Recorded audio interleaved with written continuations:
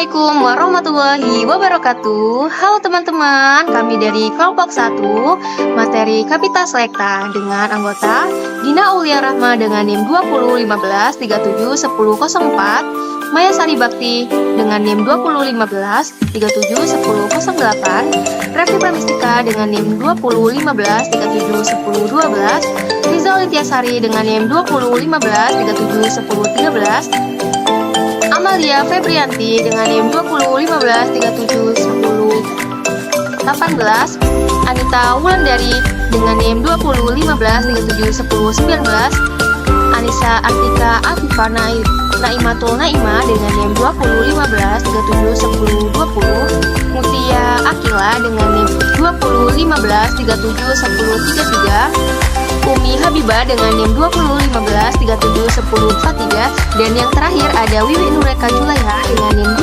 2015371048. Nah, di sini kami akan memberikan video yang akan memaparkan tentang isi dashboard terkait Direktorat Jenderal Kesehatan Masyarakat. Happy watching teman-teman. Nah, yang pertama ini adalah tampilan dari laptop. Untuk mencari tersebut, kita buka terlebih dahulu akses internet. Bisa menggunakan Firefox ataupun menggunakan Google. Kemudian kita ketik terlebih dahulu link ataupun alamat dari Kemenkes, yaitu kemenkes.go.id. Nah, nanti di sini terlihat ya teman-teman, ada tulisan Kementerian Kesehatan Republik Indonesia. Nah, di sini ada beranda, profil, informasi publik, kemudian layanan publik, unduh, tautan, layanan pengaduan, lihat versi mobile dan lain-lainnya. Nah, di sini nanti akan kita klik. Pertama adalah profil. Nah, di profil ini kita coba klik visi dan misi. Nah, visi dan misi dari Kemenkes atau Kementerian Kesehatan Republik Indonesia itu apa ya? Nah, di sini terlihat nih teman-teman, visi dan misi Kementerian Kesehatan tahun 2023 menjabarkan visi dan misi Presiden tahun 2020 sampai 2024 di bidang kesehatan, yaitu visi, menciptakan manusia yang sehat, produktif, mandiri, dan berkeadilan. Dengan misinya, yang pertama, menurunkan angka kematian ibu dan bayi. Yang kedua, menurunkan angka stunting pada balita. Yang ketiga, memperbaiki pengelolaan jaminan kesehatan nasional. Dan yang terakhir adalah meningkatkan kemandirian dan penggunaan produk farmasi dan alat kesehatan dalam negeri. Nah, setelah itu di bawahnya terlihat ya teman-teman, ada tujuan strategis dari Kementerian Kesehatan. Yang pertama, ada peningkatan derajat kesehatan masyarakat melalui pendekatan siklus hidup. Yang kedua, ada penguatan pelayanan kesehatan dasar dan rujukan. Ketiga, ada peningkatan pencegahan dan pengendalian penyakit dan pengelolaan kedaruratan kesehatan masyarakat. Dan yang terakhir adalah peningkatan sumber daya kesehatan. Nah, kita scroll lagi ke atas, kita klik kembali profil tadi terkait visi dan misi dari Kementerian Kesehatan Republik Indonesia. Kemudian kita klik bagian struktur organisasi. Nah, di sini terlihat ya teman-teman, ada Menteri Kesehatan, kemudian ada Wakil Menteri Kesehatan, dan struktur lainnya. Nah, kebetulan kita mendapatkan materi terkait struktur organisasi Direktorat Jenderal Kesehatan Masyarakat. Nah, di bagian atas, yang pertama adalah Direktorat Jenderal Kesehatan Masyarakat. Kemudian ada Sekretaris Direktorat Jenderal dan Subbagian Administrasi Umum serta kelompok jabatan fungsional.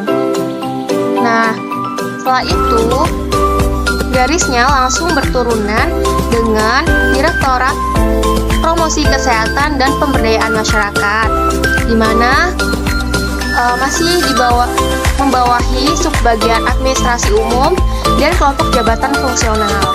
Yang kedua, ada Direktorat Gizi dan Kesehatan Ibu dan Anak yang membawahi Subbagian Administrasi Umum dan kelompok jabatan fungsional. Kemudian ada Direktorat Kesehatan Usia Produktif dan Usia Lanjut, membawahi Subbagian Administrasi Umum dan kelompok jabatan fungsional. Kemudian juga ada Direktorat Kesehatan Jiwa yang membawahi subbagian administrasi umum dan kelompok jabatan fungsional. Dan yang terakhir, Direktorat Tata Kelola Kesehatan Masyarakat membawahi subbagian administrasi umum dan kelompok jabatan fungsional. Nah, setelah itu kita klik kembali terkait profil, lalu kita lihat tugas dan fungsi.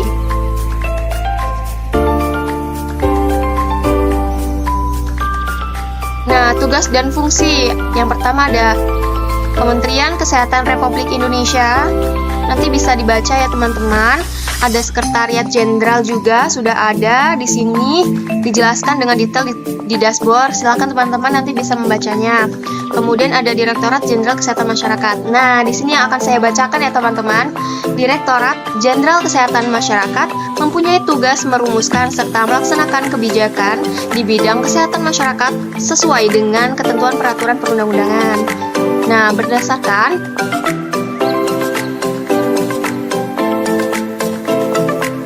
Direktorat Jenderal Kesehatan Masyarakat mempunyai tugas merumuskan serta melaksanakan kebijakan di bidang kesehatan masyarakat yang tentunya memang sudah sesuai dengan perundang-undangan. Nah, perundang-undangannya sendiri berdasarkan Permenkes nomor 64 tahun 2015 dengan pasal 136 dalam melaksanakan tugas sebagaimana dimaksud dengan pasal 135. Direktorat Jenderal Kesehatan Masyarakat menyelenggarakan fungsi yang pertama,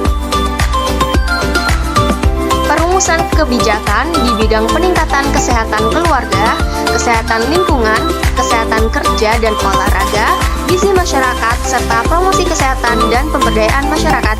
Nah, yang kedua, pelaksanaan kebijakan di bidang peningkatan kesehatan keluarga, kesehatan lingkungan, kesehatan kerja dan olahraga, gizi masyarakat, serta promosi kesehatan dan pemberdayaan masyarakat. Yang ketiga, penyusunan norma, standar, prosedur, dan kriteria di bidang peningkatan kesehatan keluarga, kesehatan lingkungan, kesehatan kerja, dan olahraga, gizi masyarakat, serta promosi kesehatan dan pemberdayaan masyarakat. Nah, yang keempat, ada pemberian bimbingan teknis dan supervisi di bidang peningkatan kesehatan keluarga, kesehatan lingkungan, kesehatan kerja dan olahraga, gizi masyarakat, serta promosi kesehatan dan pemberdayaan masyarakat. Di bagian poin kelima, pelaksanaan evaluasi dan pelaporan di bidang peningkatan kesehatan keluarga, kesehatan lingkungan, kesehatan kerja dan olahraga, gizi masyarakat, serta promosi kesehatan dan pemberdayaan masyarakat.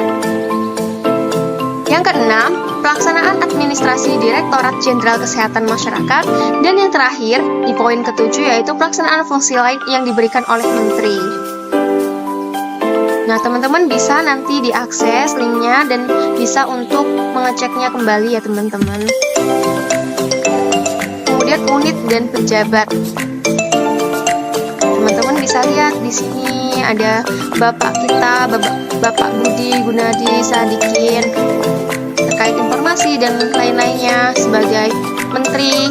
Kemudian ada wakil menteri kita, ada sekretaris jenderal kita, Bapak Kunta, ada Inspektur Jenderal Dr. Digi Murti Utami MPH. Kemudian ada Direktur Jenderal Pelayanan Kesehatan. Dan di materi kita kebetulan Direktur Jenderal Kesehatan Masyarakat yaitu Dr. Maria Endang Sumiwi MPH.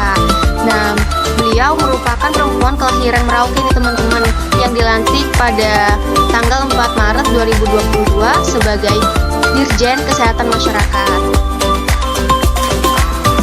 Nah, beliau juga merupakan salah satu lulusan di Fakultas Kedokteran dari Universitas Gadjah Mada. Keren banget ya teman-teman. Dan beliau juga mendapatkan gelar Master of Science in Public Health dari Universitas Umeå, Swedia.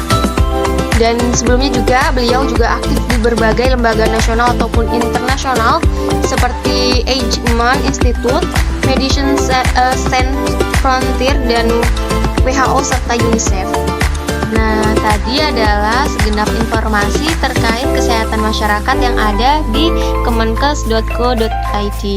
Nah, nanti teman-teman jika ingin mengetahui lebih lanjut isi-isi dari link tersebut bisa ya nanti cek sendiri di Google dengan alamat berikut ini.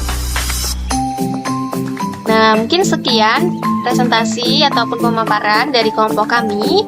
Apabila terdapat kesalahan dan perbuatan kami mohon maaf, dan kepada Allah saya mohon ampun.